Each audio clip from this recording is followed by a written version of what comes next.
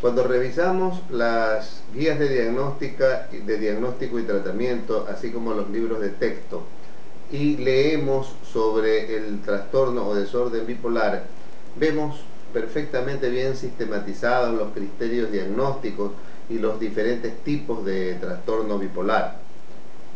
Aparenta la sistematización una sencillez en el diagnóstico, y cuando vamos a los libros de clínica psiquiátrica, una forma bastante escueta y sencilla de los tipos de tratamiento y los esquemas de tratamiento que deben de aplicarse. Pero en la práctica clínica no es eso lo que realmente vemos. Cuando nos llega un paciente, generalmente nos llega con algún tiempo de evolución, ya ha pasado por varios tratamientos, viene presentando patologías en comorbilidad, viene con fracasos terapéuticos. En muy pocas ocasiones realmente vemos el típico paciente del libro con depresión clásica o con manía y euforia clásica. Quiero relatarles a propósito de esto un caso clínico que me ha tocado tratar en los últimos meses para en cierta forma ejemplarizar la complejidad de los cuadros clínicos que nos toca lidiar en la vida diaria de esta profesión. Se trata de una mujer de 75 años que ingresa a la clínica por un episodio maníaco, tipo furor maniacal, aceleración del pensamiento, verborrea, hiperactividad, violencia, agresividad, etc. Un alto grado de consunción física por la hiperactividad, porque se alimentaba mal, debido a su violencia, su agresividad, su insomnio, etc. Esta enfermedad viene evolucionando desde que realmente la paciente tenía 16 o 17 años, y en esa época fue considerada como una paciente ansiosa y se la trató por un diagnóstico de esa época de neurosis de ansiedad, neurosis depresiva. Fue tratado con antidepresivos tricíclicos, psicoterapia, y así avanzó su cuadro clínico, presentando posteriormente síntomas obsesivo-compulsivos. Fue tratada con antidepresivos y siempre llamaba la atención de la familia al recoger la historia clínica que, si bien es verdad, ella mejoraba de sus estados depresivos, su ansiedad se controlaba, se presentaba como un síntoma constante el insomnio y la irritabilidad diurna y nocturna. Esto era un patrón que se mantuvo durante muchísimo tiempo. Hace unos 10 años comenzó a cambiar un poco la conducta de la paciente y comenzó a gastar demasiado, a embarcarse en negocios aparentemente muy productivos para ella, pero que realmente eran inversiones que no tenían ningún fundamento. Comenzó a gastar demasiado, comenzó a ponerse muy irritable, a socializar en una forma no acostumbrada, y esto pasó aparentemente inadvertido de parte de los médicos que la trataban en esa época.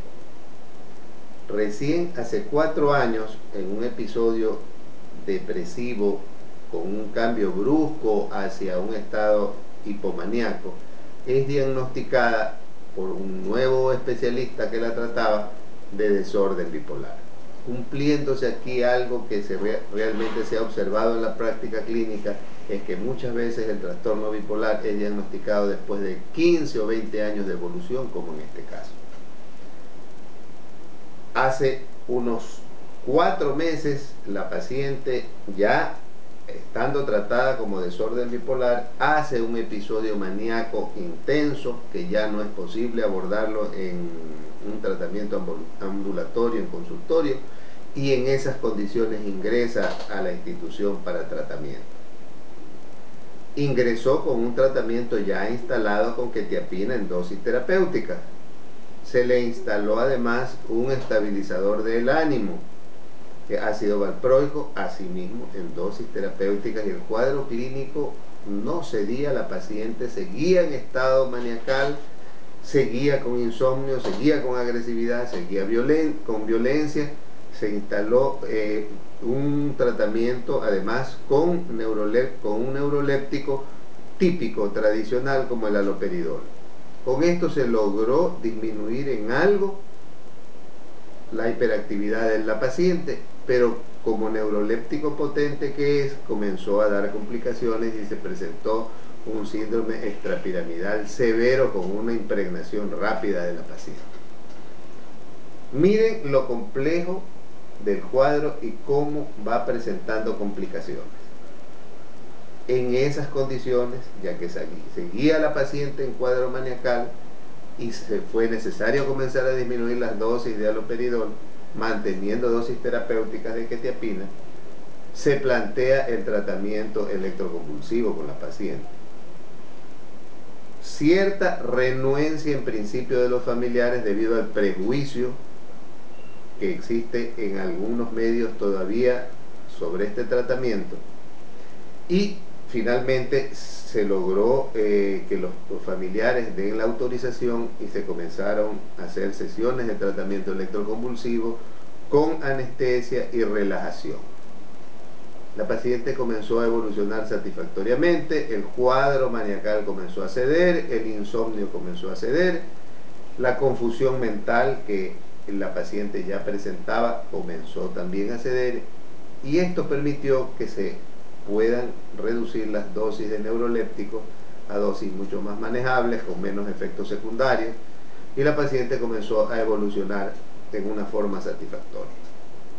Tenemos aquí un cuadro clínico característico de lo que realmente observamos nosotros en la práctica diaria, que es muy diferente a lo que dicen los libros.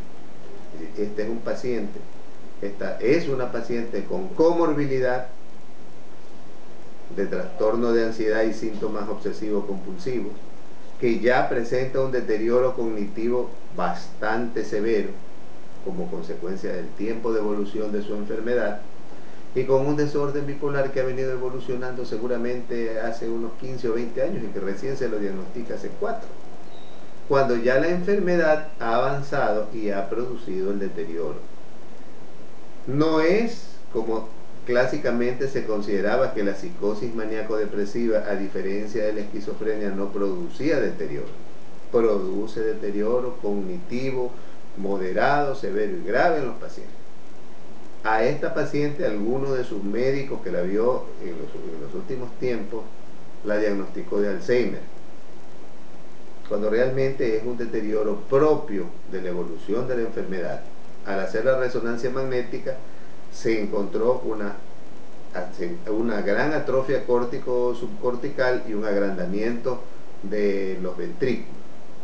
Entonces, tenemos una paciente que ha evolucionado durante muchos años, no diagnosticada, tratada inadecuadamente. Es de recalcar que en los pacientes depresivos, que no son depresivos puros, sino que son bipolares, se presenta con frecuencia este insomnio irritable, que es lo que debió de haber llamado la atención para revisar el diagnóstico y ver si realmente la paciente no era una depresiva pura, sino una paciente con un desorden bipolar que no había hecho episodios maníacos, sino simplemente hipomaníacos. En la época que ella comenzó a gastar más de la cuenta y comenzó a tener más actividad social, debió de haberse pensado en el trastorno bipolar, pero no se lo hizo. Siempre se la catalogó como ansiosa, porque realmente era una paciente con un trastorno de ansiedad y con un trastorno obsesivo compulsivo de fondo, con rituales y con toda la característica del trastorno obsesivo compulsivo. En fin, tenemos un caso complejo que con un tratamiento adecuado comienza a evolucionar ya satisfactoriamente desde el punto de vista clínico, con un control de la crisis, pero que desgraciadamente por el tiempo de evolución va a quedar con un deterioro cognitivo-conductual ya irreversible.